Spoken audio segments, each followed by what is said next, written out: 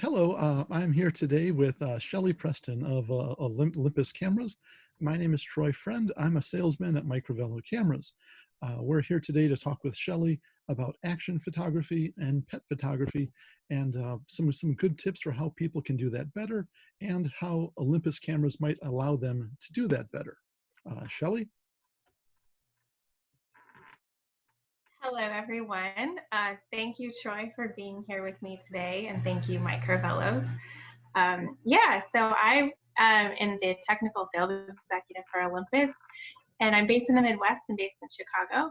And I have a little puppy dog that I take a lot of pictures of, and I love pets. So I have put together a little presentation on really just tips and tricks and things that I've learned along the way. And I actually went to school. I went to school at Texas Tech University. I'm Texan, so you'll probably hear that accent come out once in a while. I went to school for visual communication. So a big part of my background is analyzing scenes and analyzing images and breaking them down. But in photography, I'm building those back up. So that's where some of my background comes from. I will go ahead and share, and we can talk about some photos. That sounds great. Okay. All right. Are you seeing what I'm seeing, Troy? We're good? I am here with you. We've got the slideshow up. Heck yeah. Okay, great. So this is my the love of my life, Jack's right here. He is a very handsome little man. So you'll see a lot of him. I did try to bring in some other photos so you didn't have to just stare at my dog every time. But yeah, so here we go.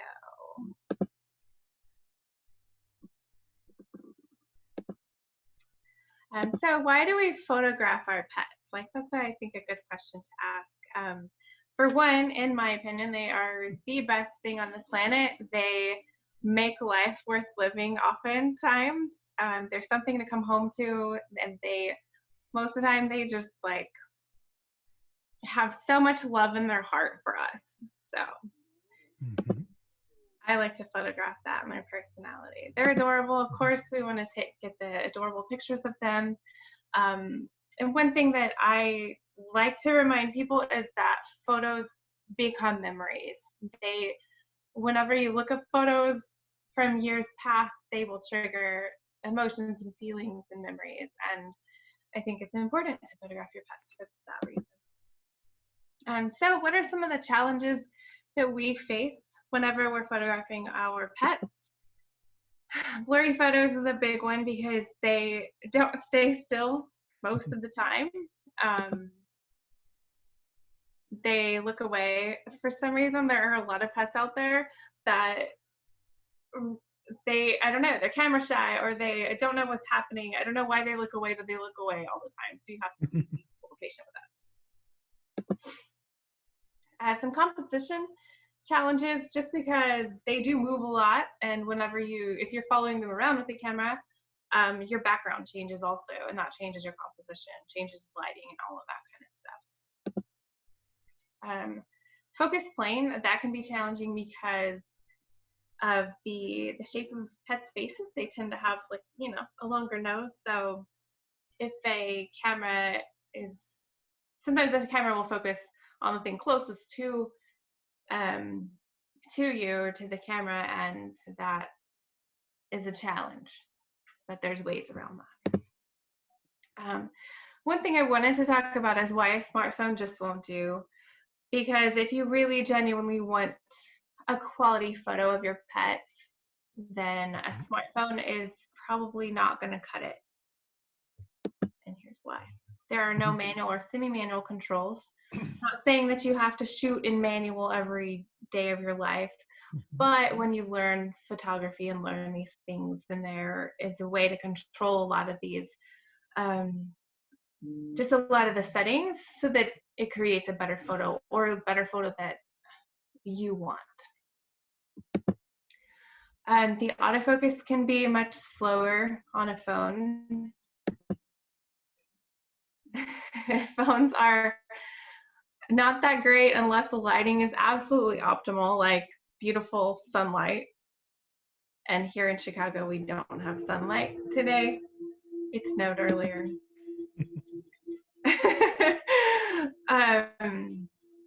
They tend to be really bad with the flash. There's no real easy way to diffuse the flash, or you can't bounce the flash off of the phone. So you get that really flash looking photo, and you get the The demon reflection in the eyes. eyes. Yeah. What you call them? The demon eyes. They That's look really what downright. they are.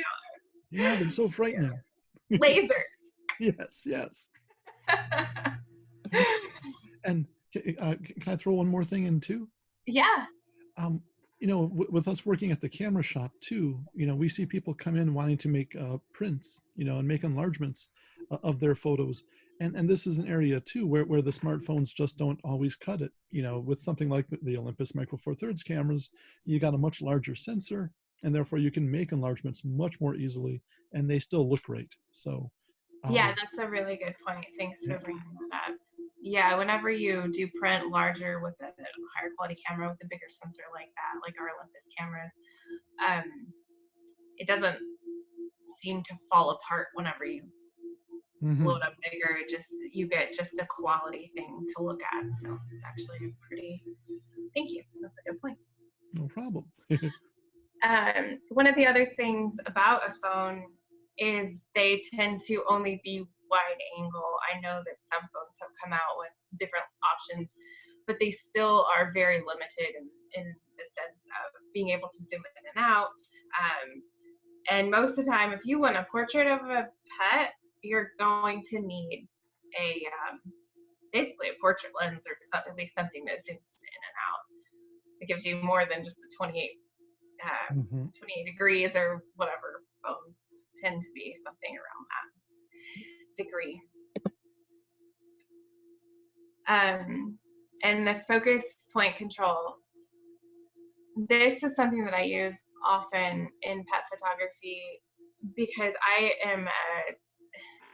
I want the eyes crisp and sharp and in focus, because that is what draws you in. That's where all the feelings are, It's very important to have eyes in focus rather than the nose, because if you focus on the nose of your pet, the eyes are out of focus. To me, that would just not work. It would be sad. It would be sad, and I have a lot of those photos. Don't worry, like a lot of the blurry photos too. But I've learned, that's how you learn. You learn from your mistakes, right? That's very true.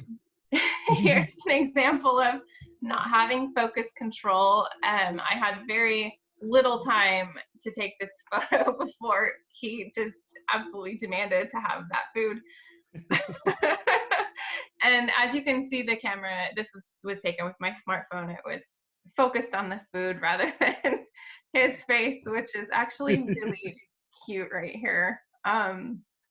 Looks like he's trying to talk to me. Yeah. But he travels with me a lot, and he gets spoiled. He gets some of my lunch and dinner oftentimes. So that's one example. Something blurry and pretty underwhelming. So I tried to take a picture of my dog with my cowboy hat, and that didn't work. So he looks very terrified. Don't worry, he's got it good.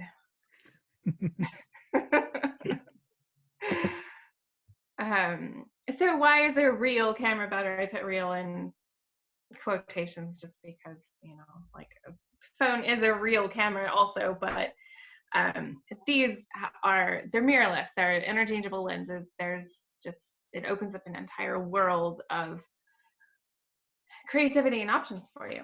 So some of the reasons why having a camera like this is better: you have the different modes in manual, program, shutter priority, aperture priority. There's others also, like scene mode, where you can go in and specifically tell it what type of photography you are trying to do, and then it changes all of the settings to match that kind of scene. Like for this would be action, or even it might even be labeled under sports, but there are fast moving objects, so it changes all your settings and it knows, okay, this is what I'm going to be photographing. Um, there is also the continuous autofocus and continuous autofocus tracking with our cameras. If you turn on tracking, you can tap the back of the screen on what you want it to track, and it will follow that until it leaves the range what the camera can see, like what the lens is seeing. Or yeah. And then, but then you could recompose, but it will track it as long as it is in what the lens is seeing. There's a lot of zoom lens options, a lot of lens options in general. They're better in low light. It's better with light gathering, and there's a lot that goes into that. You know, different lenses can gather light quicker. The sensor is bigger, so you have more light that can hit the sensor. You can control your shutter speed so that you can control light that way. You have control over your depth of field with something like this based on what aperture you use and other things. There's the flip screen or the tilt screen, fully articulated screen. That's what a lot of cameras have these days, are the fully articulated screen. And fun fact, Olympus invented the fully articulated screen. That's the one that, I have a camera right here, I'll show you. Flips out and twists around. So one of the advantages of using this for pet photography is you can flip it around so that you can get the right angle and framing much easier than other ways. So it's very helpful, very useful. One of the things that I think is so neat about the Olympus cameras is because they are mirrorless. You know, the viewfinder action is just as responsive whether you're using the screen on the back of the camera or the viewfinder. So when you are in situations like photographing our pets and stuff, yeah, being able to use that big screen on the back and know that it's going to respond just as quickly as if you're holding it up to your eye, I think is a definite advantage. So I've definitely come, well, I can't imagine owning a camera anymore that doesn't have the back screen be as great as the viewfinder. And being able to articulate it to help me get different points of view and different angles is really, really helpful. Yeah, that's a really good point. It also makes me think, and something that I failed to type in this is, just because I'm so used to it, it's just an everyday thing for me now, is on mirrorless cameras, what you see is what you get. So if you did want to learn manual photography, or if you are learning it in the process, when you change your settings, that exposure and the white balance and everything is displayed on the screen or in the viewfinder in real time. So it helps you to make sure you're going to get the shot. That's a really great point. Yeah. Yeah, that's important whenever you have a split second to, you know, take the photo, you know, if you need more light very quickly. You know, if you use your exposure, just change your exposure real quick if you needed to. Higher resolution and better quality. This is something that earlier we said about printing. So that's a good point there, that the cameras are higher resolution, and so you'll just see more detail. And I think too, sometimes when you've got that greater resolution and we're working with these fast moving photo subjects, sometimes you don't get the composition right the way you want in the moment that you've captured. So if you do need to crop it a little bit, you know, you're still going to maintain plenty of resolution to make an enlargement from, or something like that. So having, not having pixels to spare, but having a lot of pixels to work with is definitely helpful. That's true, yeah, to be able to crop and print from there. Another advantage to it is our cameras have touch screens, so it will be familiar if you're coming from a phone, but you can tap to focus. You can change it so you can tap to focus, or you can tap to focus and take the picture. I call it tap to snap. So Well, that's good. yeah, and it's like that. You take the picture.